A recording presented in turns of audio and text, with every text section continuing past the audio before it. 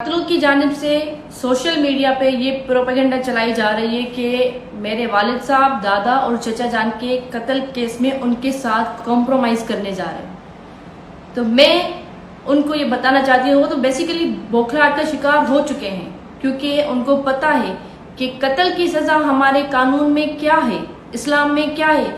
इसीलिए उनके अब होशो हवास काम नहीं कर रहे, तभी वो हर किस्म की कोशिश कर रहे हैं हमें डिमोटिवेट करने की, हरासा करने की, क्योंकि ये 8वां साल है और 8 सालों से मैं मुसलसल जदोजहद कर रही हूँ और उनके खिलाफ खड़ी भी हूँ और इंशाअल्लाह तब तक खड़ी रहूंगी जब तक उनको मैं फांसी के फंदे तक नहीं पहुंचाती। ये बात ये कातिल भी नोट कर ले और सिंध का शऊर भी अपने पास लिख के रख ले।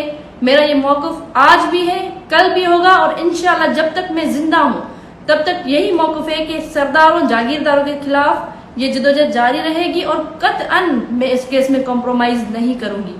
मुझे पता है मेरे इन अल्फाज की कीमत मेरी जान है।